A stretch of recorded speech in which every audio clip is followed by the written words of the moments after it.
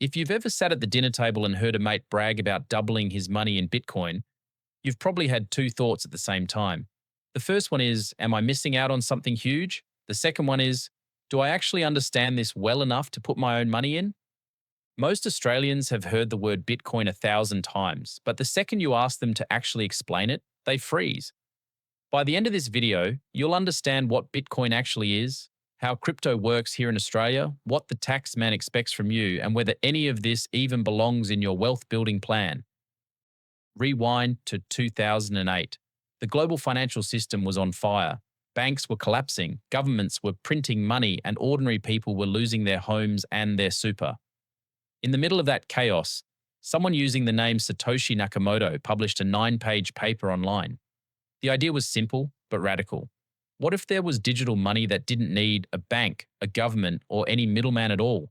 What if trust could be built into the code itself? A year later, in 2009, Bitcoin was born. And 17 years on, one Bitcoin trades for tens of thousands of Australian dollars.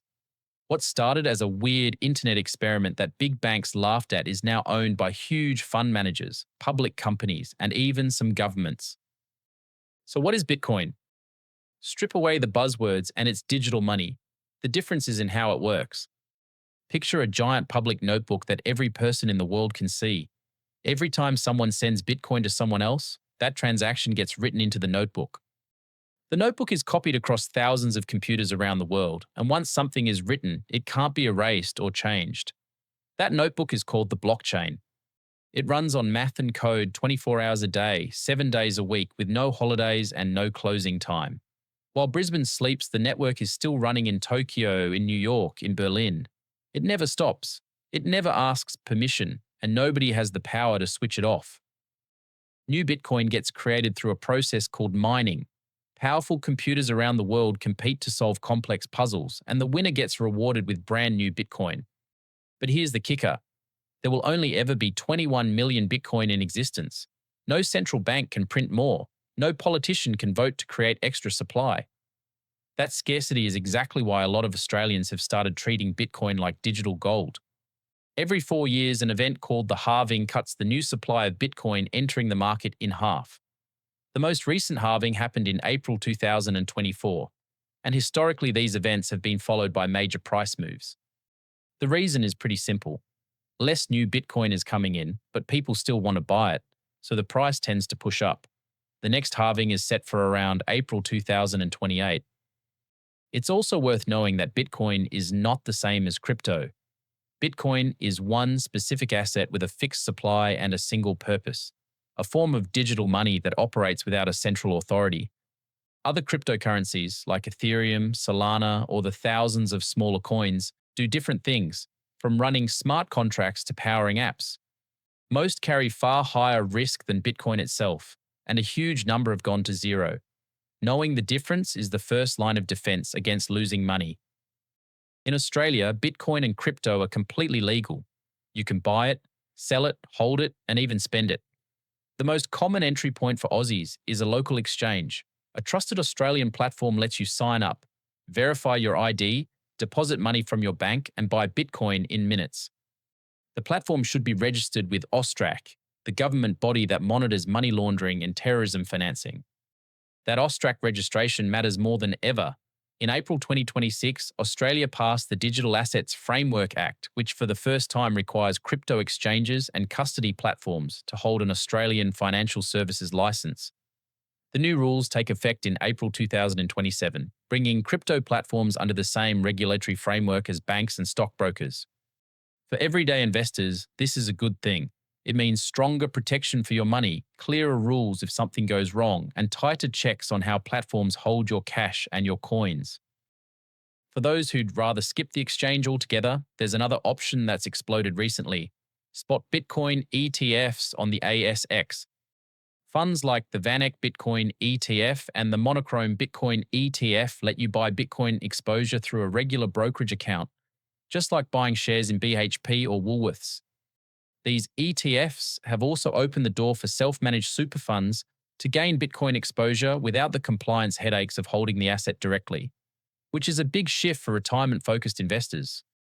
There's also a third path that serious Bitcoin holders take, called self-custody. This is where Bitcoin gets moved off the exchange and into a personal hardware wallet, a small device that looks a bit like a USB stick. If the exchange goes bust, money sitting on it could vanish with it. Self-custody puts the holder in full control, but it also puts full responsibility on their shoulders. Now, for the part most people get wrong, and it can cost thousands. Tax.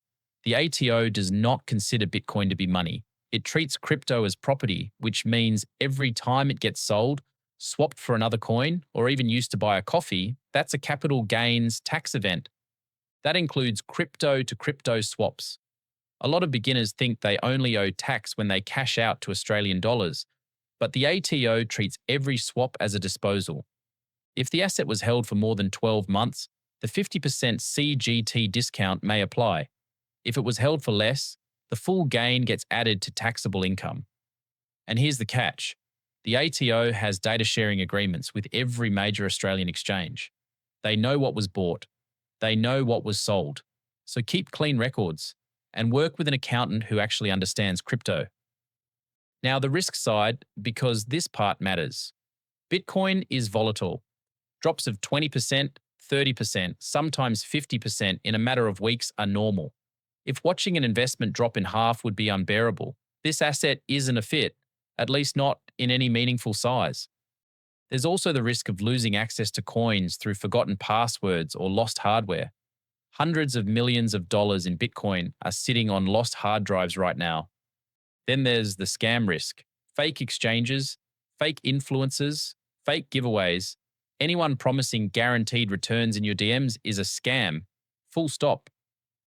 So where does Bitcoin actually fit in a smart Australian wealth building plan? It shouldn't be the foundation. The foundation is an emergency fund, paying down high interest debt, maxing super where it makes sense, and building a diversified portfolio of ETFs and quality assets. Once that foundation is rock solid, then and only then does a small Bitcoin allocation potentially make sense. Most financial educators suggest somewhere between 1% and 5% of the overall portfolio, depending on individual circumstances. Enough that strong upside still matters. Small enough that a total wipeout doesn't destroy the future. The smartest way most Aussies build that allocation is through dollar cost averaging. Instead of dropping a lump sum and hoping they got the timing right, a fixed amount gets bought every week or every month, regardless of price. Some weeks the price is high, some weeks it's low, and over time the average cost smooths out. It takes emotion out of the equation, which is exactly where most beginners lose money. The bottom line, Bitcoin isn't a get-rich-quick scheme, and it's not a scam either. It's an asset class with real potential and real risks. The Australians who win with crypto treat it like a long-term investment. They learn before they buy. They invest only what they can afford to lose, and they stay calm when the price swings, because they understand what they actually own. If this video helped clear up Bitcoin and crypto in Australia, do me a favor and hit the like button. It helps more Aussies find this content. If you're not subscribed yet, now's the time. And don't forget to turn on notifications so you don't miss the next one. I'll see you there.